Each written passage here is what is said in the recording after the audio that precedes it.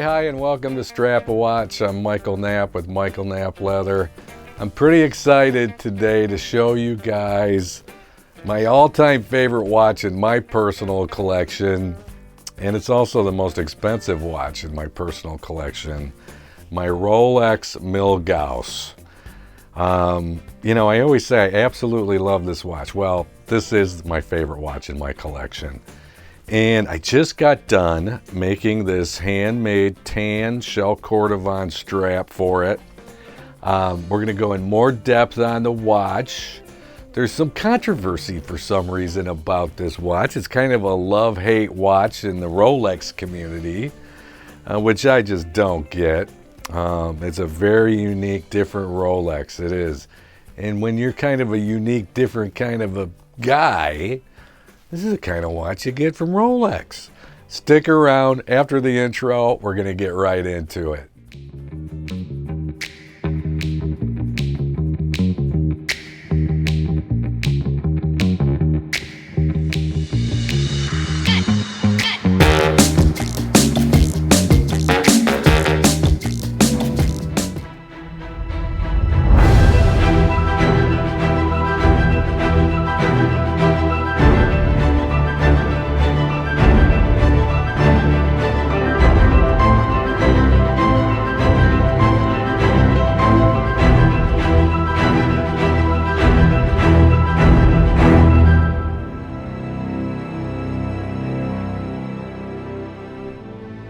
Thank you so much for joining me today on Strap a Watch. And here you can see my two most expensive watches in my auto winder, my Grand Seiko Spring Drive SBGA 375 and my ROLEX Milgauss. And here I am taking off the bracelet. So there's the watch head itself. So we got a lot to cover today. I hope you stick around to the end because you're going to learn a lot about the ROLEX Milgauss. And yes, that's where I'm coming to you from, my leather studio and my cafe racer. I love that motorcycle. So here's the shell Cordovan you just saw. And I pulled this off of the Rolex website itself. And here are the specs. You can always stop this or rewind and go back and check out the specs and other information for yourself. Like I said, I'm including a lot of information. They make one with a black dial, and this is one with a white dial that apparently has been discontinued because it's no longer on the official Rolex website. And mine is the one with what's called the Z Blue dial. And I absolutely, like I said, I love this watch. So this is the original one that came out in 1956. Okay, and it's a very unique watch in the Rolex lineup. And here I'm going to show you, this is actually my watch, and it's listed today at $8,300. It must have just gone up $100 because for the last 5 years or so, it was $8,200. That's what we paid 5 years ago. So, and you're going to be watching me hand make this leather shell Cordovan strap. So here I'm conditioning the leather, and you're going to see me go through all of the processes. But I really want to focus on the ROLEX Milgauss today. Number one is this watch. It was developed for really scientists and people that were working in 1956 around very high magnetic fields. There were people at CERN, which is a particle accelerator in Switzerland, and you got to know, Rolex is Swiss, right? So also, there's a lot of different fields. And so here is the 31 movement that is inside the ROLEX Milgauss. And it has this protective layer and that's what Milgauss stands for. It's 1,000 Gauss. This is the hairspring, the Parachrom Hairspring. So we're going to be talking about that and the movement here, and also the crystal. So first, the Parachrom Hairspring, which is pretty cool. They developed it, came out in the year 2000. The first time it was in the Rolex Daytona. And so it's a total in-house hairspring. okay? And it took 5 years of development from some of the leading brains in the industry to really come up with it. And I'll tell you, I'm just so happy that it is in my watch. So the Z Blue dial version of this Milgauss came out in 2014, and I got it in 2015. So, this watch has been around for a long time. It had been discontinued. It had gone through a lot of different changes throughout the history from 1956. But if you look back at that example from 1956, it had the Thunderbolt, Lightning Bolt second hand. And then mine is orange. And so it has very unique, distinct colors to this watch, with the Z Blue dial and the orange second hand and some of the other fonts that are on the dial itself. And then the green sapphire crystal. Okay, so this crystal is truly amazing. I don't know if it's true or not. I have a friend of mine that's a real Rolex expert. I am not. I'm not a watch expert in any way. I'm a watch enthusiast, okay? But, I've read up on it a lot, and from what he told me, from the very beginning of production to the end product takes a year.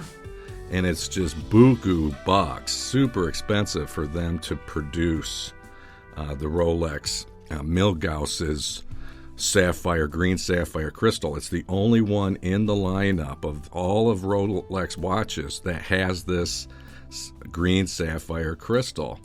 So, and there's a lot of different things about it. And one of the reasons for me buying the blue dial is this is me at my day job. Okay, so I am an audio prosthologist. I own a hearing healthcare clinic, and that's our company colors. And so I also, being kind of a pseudoscientist, I work around a lot of magnetic instruments, telecoils and what have you, and a lot of different wireless technologies, different protocols of wireless technologies for hearing instruments and hearing instrument sciences. I'm nationally board certified in hearing instruments sciences. So, and also the blue Z dial matches the shirt I wear day in, day out at my day job that I own that company. And that is our company colors. So, it was another decision factor in pulling the trigger of getting this. It was this watch, the Milgauss, or I wanted a Submariner no date, with a black dial. And you couldn't get them at the time. You just could not get them. So, also about that hairspring, which is truly amazing. The hairspring is like the lifeblood of a watch, okay? It's what really is, it's mounted in the center of the balance wheel, and it forms the balance assembly. It's also known as the oscillator. And it's the hairspring that keeps the balance wheel undulating back and forth at a precise rate as it locks and unlocks the escapement's pallet fork.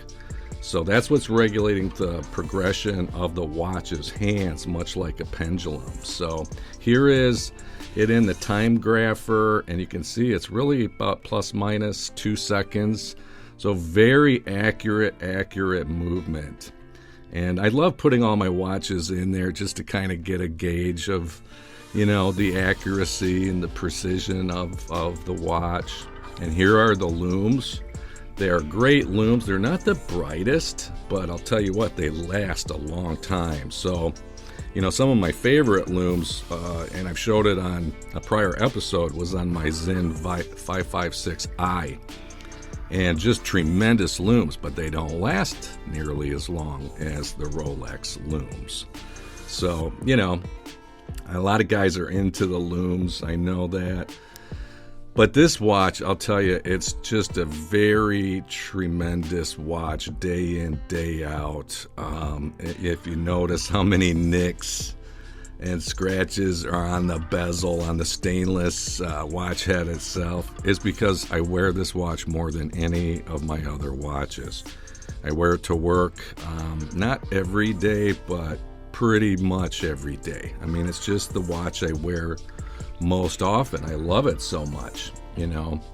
And I've kind of waited to highlight this watch because of coming up with a decision on what kind of leather strap I really wanted to make for this watch. So, you know, I finally got this chestnut tan shell Cordovan in. And no, this is not Horween Chromexcel. This is an Italian, shell Cordovan. This is an Italian shell Cordovan. And right now, it's just almost impossible to get Horween shell Cordovan. It's just, I'm telling you. So here's what I've done is I'm using a blue stitching on the tan shell Cordovan to match the face of the watch. So you'll be seeing me hand stitching this here pretty soon. And then coming up, I hope you don't scroll ahead here, is I have a little surprise for everybody of what I did to also accent the watch. So, you know, and it was a long process because I kept thinking, do I match it with the green sapphire crystal and get like, because I have a really cool green Chromexcel, Horween Chromexcel leather that would match real well. And who knows, I mean, I might go ahead and make one. But I really wanted one out of shell Cordovan, and it was really tough. I wanted to find a light blue shell Cordovan, but they really just don't make that color. They don't. I mean, it's pretty traditional colors. So that was another reason I decided, let's just go ahead and pull the trigger. And with this brand new, we call it chip, the shell Cordovan. It takes 6 months to tan this leather. That little chip that you saw me conditioning in the very beginning here cost $250. Now I'll be able to get a number of watch straps out of that. So here it is, the buckle end, but there's the secret I was talking about. So what I'm doing is just on one side of the buckle for the stitching is in orange. So it almost kind of matches Florida Gator colors. I did a whole show about a Florida Gators watch. You can always check that out. I'll leave that here where you can get a link to it. But this way it's going to match that orange font and the orange lightning bolt second hand, right? So it's pretty cool. Wait till you see the final product here. It turned out really sweet. I'm just so happy with this. I can't tell you.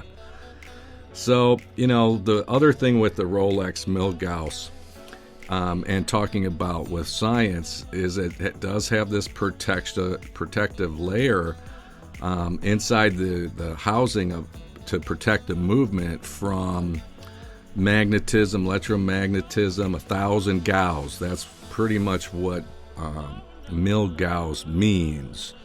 It's a French term, 1000 Gauss, so 1,000 Gauss is what that really means.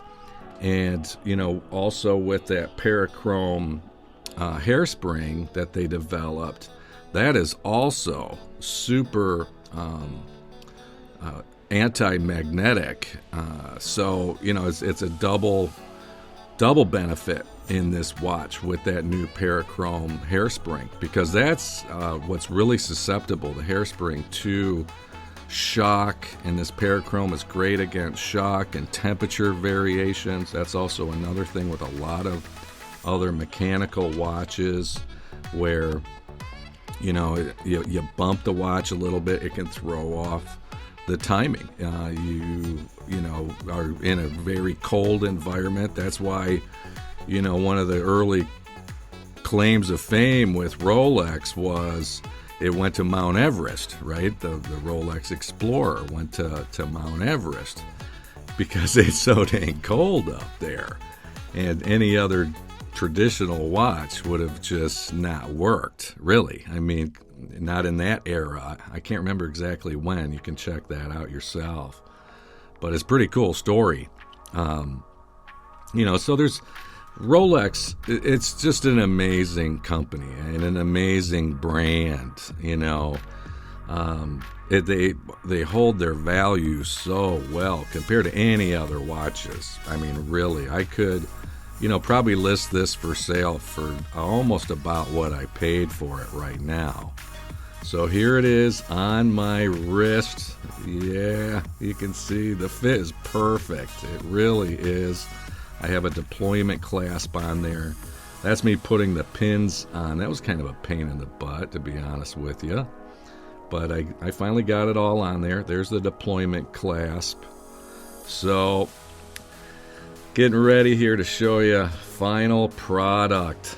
So you can see the difference of the accents. So with the blue and the orange stitching that matches the face, and then that orange second hand, and some of the orange font that's also on the watch face, the dial. And you can really see that blue sapphire crystal, or I'm sorry, green sapphire crystal right there. It's just really amazing. So listen, just thank you so much for joining me today. I had a lot of fun making this strap. I absolutely love this watch. I guess you guys can see that. So God bless you all, and until next time, keep on ticking.